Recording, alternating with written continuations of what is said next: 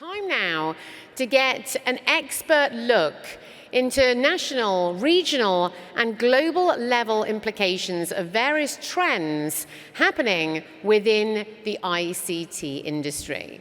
To conduct this session with our invited leaders, I would now like to first and foremost welcome your moderator. Please give a very warm welcome back to Bokar Ba, the CEO and board member of the SAMENA Council. A very warm welcome. Joining the panel today, please give a very warm welcome to Mr. Khaled Hegazy, the CSRO of E&D International UAE. A very warm welcome to Mr. Khaled. And joining us virtually in about 10 minutes' time, I'm delighted to announce that we will be joined by Professor Jeffrey D. Sachs, the President of the UN Sustainable Development Solutions Network, USA. He will be joining us in about 10 minutes. Bokar, it's over to you. Thank you very much, Laura. Khaled, good afternoon. Good afternoon, Bokar. It was a long day, and we are about to finish the journey together, and right after you, I will have the pleasure to welcome Professor Jeffrey Sachs. Khaled, it is in our tradition to have a discussion with the group CEO of EN. Over the past 3 years, with Hatem Dowidar, we've been discussing about digital transformation, moving from a telco perspective to a techo. Now, my question is, from the beginning, what was the rationale, what was the idea, what has motivated EN to move from a very well-established telco to becoming now a techo? What is the rationale, what's the idea behind? Okay. Well, first, thank you for having me today. It has been a long day, but it has been a very enjoyable day. So it was full of very valuable discussions, full of interaction with very prominent figures of the industry. So thank you again. I realize it's the last session, so people can't wait to leave. So we'll try to make this as short as possible. As you said, for the past 3 years, you've had the discussions with our group CEO, Hatem Dowidar, who's unfortunately not with us today. He's on a trip, so he couldn't make it today. But he is really the driving force behind this transformation from telco to techco. Over the past 15, 20 years, every couple of years, there is a new buzzword going around, people talking about this and that. But this time, Etisalat took the challenge seriously, took the decision seriously to move more into the tech space, starting from actually changing its corporate identity and changing its name. So it has become E&D, which is Etisalat and the and opens the possibilities of what else is there. So Etisalat in Arabic means telecommunications, means communications, and communications, and this is where it is opening the door to adding or to moving from the traditional telco space into the techco space. The reason is obvious. The reason is to continue to thrive, to continue to grow, to continue, not just to continue to exist, but to continue to thrive and grow. The future is full of possibilities, and the possibilities are not just in the traditional telecommunication as we knew it for the past couple of decades. This is why we are moving into content. And when we say moving into content, we go and we acquire Stars Play and we bring it into our operations. We go into super apps, we acquire Kareem Super App. We go into mobile financial services and fintech. We go into system integration, so we acquire companies like Help AG in Germany for cybersecurity. I will come back on I will let you finish with the list, but was it an inspiration, the management and the leadership of EN, you felt that's the right way to go? Or was it based on fact, due diligence, or is it a vision that has been foreseen by the leadership? What has triggered this movement through that path? I think it's a combination of both. I think it's a combination of a vision. The vision is there. The vision is to lead and to grow and to become really the flagship of the industry, and backed up by proper data and proper research and proper insights into the customers, into the ever-changing demographics of our customer base in the region and globally. So it was, yes, you can say it was an inspired vision, but backed up by media and research, by insights and research. And business opportunities, of course. Of course, the business, we're in the business to make money, so it is a business decision, yes. So when I'm listening to the listing of external growth and the assets that you have acquired, that is fitting and befitting into the fourth segment of EN, or we can imagine it could go beyond that. Yes. I think that they fit. They are properly integrated within the verticals. So within E&Life, we integrate the mobile financial services, we integrate the content. Within E&Enterprise, we integrate companies like B-Spin in South Korea for cloud architecture, or Help AG in Germany for cybersecurity. But it is, as you said, it fits within one, any decision, any acquisition we make fits within one of the four verticals. But we have not let go of our core business. We have not let our eyes wander from the core business. So we're still growing very strongly in the core business, not just in the existing opcos, but we're also growing geographically.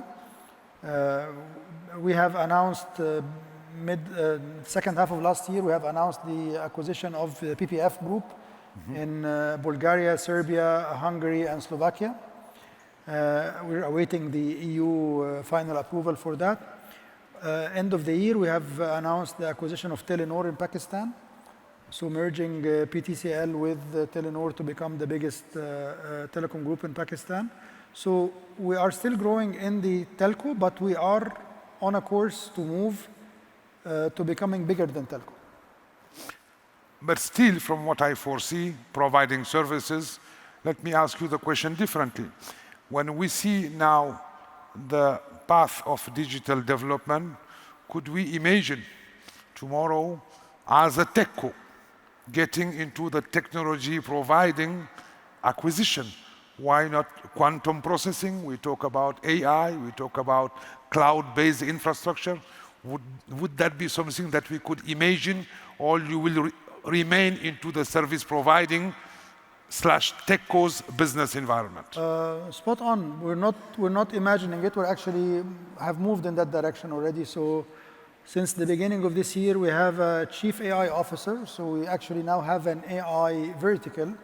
And we are collaborating very closely with entities like the University of Mohammed bin Zayed, or South Korea Telecom, or the Global Telecom Alliance with Deutsche Telekom, with others. So we are actually taking active steps in the R&D, active steps in the technology creation, the value creation in technology. Innovation and advancement in technology. So not just in the service providing part. And this is why we invested in companies like B-Spin, which makes the cloud architecture technology. So we're not only in the end user service providing, but now we're also very heavily engaged in the ideation and formulation of technology. Now, if I try to be a little bit provocative or disruptive, as a telco previously, I think one of the motto that you were advocating for was to work much better with the regulators. Yes. How regulators can ease your operation by expediting, let's say, some processes. Yes. All of a sudden, you move into telco business. Is it because regulators, as of today, are still on the same path? how can we ease the relationship that we've been talking for the last decade in terms of accelerating, putting the digital development on a fast track? How can we much better work today with the regulators, given that in the dynamic of the digital development, we need sense of urgency. We have a number of challenging technologies coming that they have to cope with. So is there any way that we can expedite, knowing that there is a good intention from our government and regulators? What would be your suggestion that now that you have a broader scope? I think there has to be a sync between the vision of the country and the vision of the company. So if we look at the vision that we have for e-end in aspiring to take the leadership role in technology, aspiring to take the leadership role into the tech space, it's very much in sync with the vision of the UAE. And therefore, you find support and alignment in the direction where this country is going and where this company is going. And it's in this mindset between the government and represented in the government and in the regulator and the company, it's in this mindset that would allow the companies to grow and allow the companies to expand and invest more and grow more and so on. It's a virtuous circle. While if you look at other geographies where the regulator is focused on squeezing every last nickel and dime from the operators and therefore stifling their abilities to invest and basically encouraging groups to move their investment from less favorable investment destinations to more favorable investment destinations. And you can see that this is something that has been tried and tested, and you're just doing the same thing again, you will end up with the same result. So all regulators everywhere in the world, they take royalties, they take revenue share. So it should be in the best interest of the regulator to grow the revenues of the operators because they get a revenue share. And in order to grow your revenue, you need to invest. And in order to invest, you have to entice me to invest. You have to entice me to have a positive business case in my investment. So you need to follow what the countries like in very successful examples in the region, the UAE or Saudi Arabia, where our sector is actually leading the economy in growth and in numbers. And this example should be replicated in the region, especially in economies that need this leapfrog to jump. They should be really focused on how to excite global investors to come and invest more in a very lucrative sector like technology. And this happens by making it easier for you, to invest, making it more predictable for you to plan your decisions, not to be surprised by changes in regulations, by changes in the climate and the regulatory environment. So the situation is, the solution is clear, but hopefully more and more regulators will follow it. Moving forward, and that's my last question because I am mindful about our next speaker online. You are moving from different frontier, different geography, and I would like to address the same regulatory challenge in terms of working productively together. What's your first feedback from those markets where you have acquired assets? The regulatory framework, is it encouraging, or you still have a lot of education to do with our colleagues, regulator in the digital, in the developed nations? I think there is still a lot of work to do, of course, because we need to move our mindset from the old regulatory challenges of dials and spectrum allocation into what's going to happen next on AI, what's going to happen next on AI regulations, what's going to happen next on machine to machine, on the things that have not been properly thought of and regulated enough in our region. And this is where they should be focusing their energy on to come up with the proper regulations that protect the customer, protect the data of the customers, protect the privacy of the customers, protect the economic interests of the countries, protect the growth of the markets, prevent it from value shredding, rather than keeping on fixating on the old problems that solutions for which have already been provided in other countries. We just need to adapt it and move on.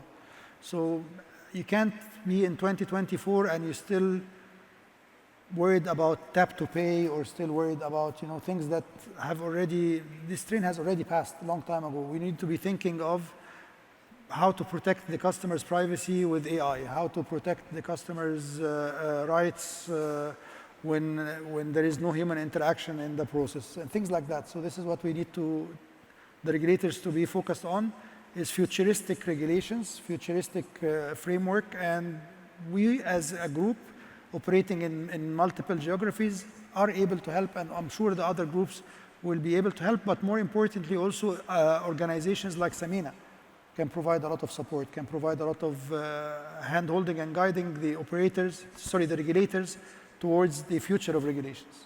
Yeah, which implies as an impact of this digital development, I am sure, and I would not be surprised, that tomorrow we may have within EN group, in terms of human capacity investment, diversified profile, given the variety of the sector in which you are acquiring some assets.